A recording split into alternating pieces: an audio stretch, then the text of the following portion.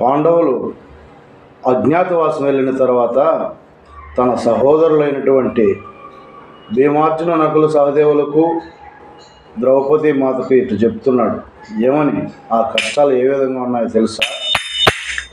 ఏతువేమో వెరుగానైకి ప్రాతవాసిన నసత ప్రాతకునే మందునయ్య తమ్ములారా ఘనతగాదు సగట మాడ నవని మీ మాటలను వినక మోసపోతేనయ్య తమ్ములారా.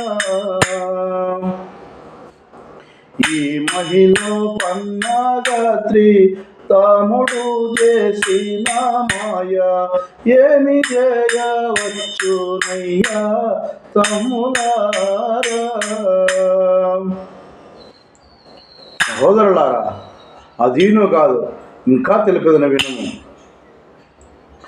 కౌరవేంద్రుడు చేసినట్టి కపటములు నేనాత్మ నిరుగా నైతిని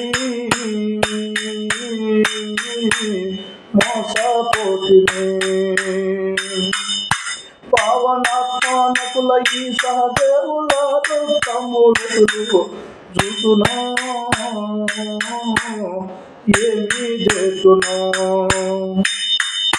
పంచపనంబుచే బుధించు మీరు కందలారా వింటురో ఎదు జీవించురో. రాణివాసపు బాసి ద్రౌపదరాలలో మన వెంట చేత పడుతున్నా తానుడుతున్నా.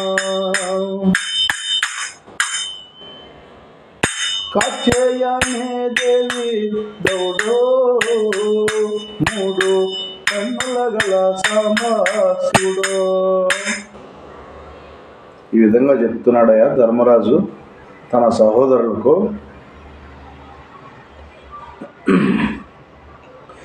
బ్రతికినన్నాళ్ళు నీ భజన తప్పనుగా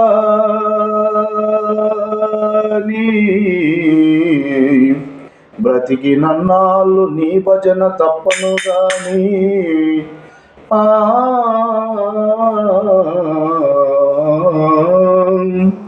మరణకాలమునందు మరుతునేమో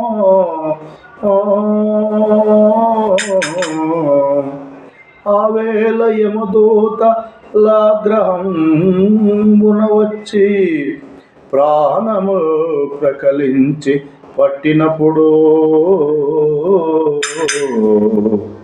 కపవాద ప్రైత్యముల్ చెప్పగా పరచేత కంపమద్వతి నుండి కష్టపడుచు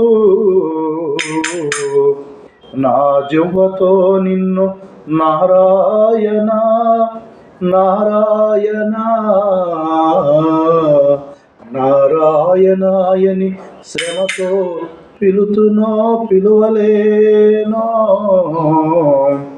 నాటికిప్పుడు చేసెద నీ నామ భజన వినరయ్య చెవులార ధైర్యముగా శ్రీధర్మ పురనివాస దుష్ట సంహార నరసింహ దుర్గ దూరా.